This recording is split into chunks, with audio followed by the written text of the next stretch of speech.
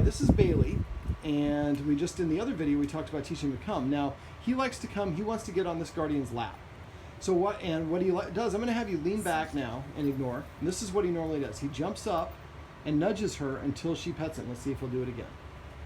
Now he's in the behavior pattern that I talked about in the other video about circling. So next time he comes back, she's going to reach over and pet him and say, come.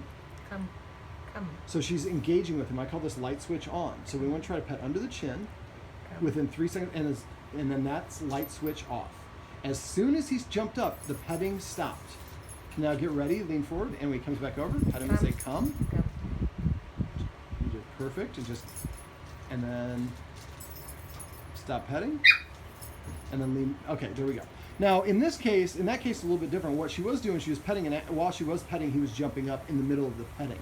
So in that case, we want to communicate, I don't like you jumping up, by disengaging or turning the light switch off or stop petting him as soon as he jumps up. Right there, so we pet him and say, sit. Sit. So you have a tendency to not to say the command word. Okay. You either say the command word and don't pet, or you pet without saying the command word. Sit. And I know it's a lot to go over. This is why we practice. Okay. And I know you were trying to get the sleep out of his eyes. For in this case, in this sort of situation, when he does something you want, I don't want you grooming him. I don't want you to do anything other than just saying the command word of whatever it is that we want him to do, because we have to start building up his confidence. Here.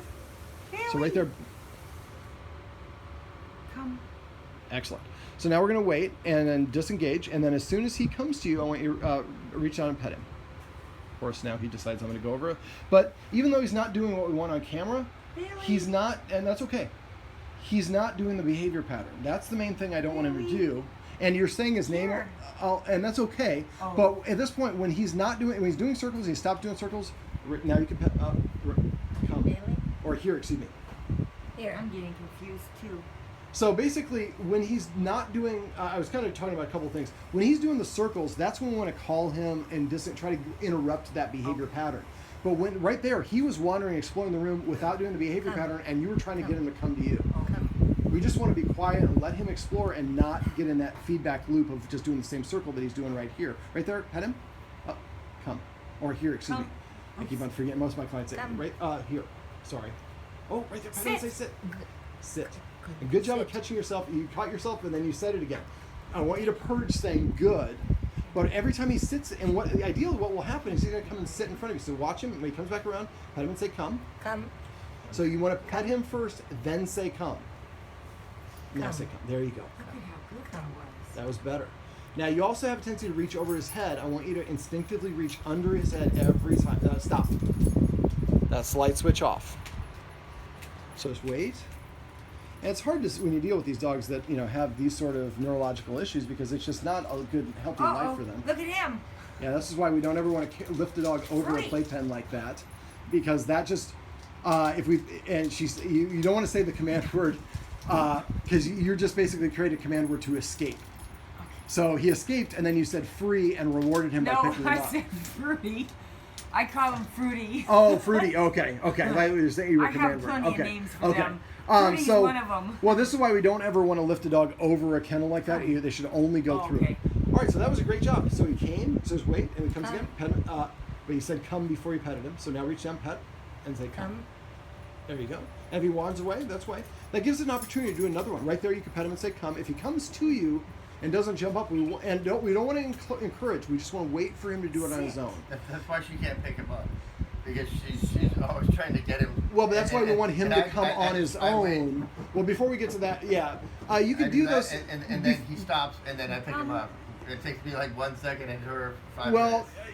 Sure. If that's a bad thing, let me know. Well, yeah, let's just, I just don't want to do it while we're doing this video. So basically, every time he comes to you on his own, without any influence, we want to pet him and say the word come. If we try to encourage him to come, he's getting confused, because sometimes you do that when you want to pick him up or you want to put him in the pen. He thinks you're trying to get one over on him. All we want to do is when he does it on his own, he hears the word come and he gets a reward, so we're not influencing it, we're letting him make the decision on his own. Many people try to micromanage that. I want to cover that Come. when we're not doing this. Come. Just if you can hold on a sec. No problem. So basically, we just want to start rewarding Come. him for desired behaviors and not trying to influence or tell him to do these other behaviors because he doesn't know what those command words are.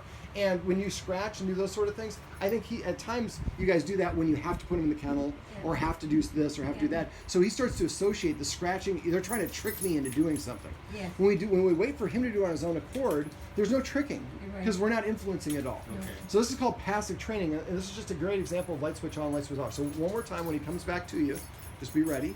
It's okay. And Sit. well, there we go. He sat down in the kennel. Different dog. There we go. So right there, pet and say come. Come. And that was perfect. You did under the chin. Your timing was good. Come. Your timing was a little bit early that time. Remember, petting first and then saying the word after. Come. This is an example of how we can use, how we can engage with a dog when it does the desired behaviors to train them by petting them at the right time, or what I like to call passive training. Come.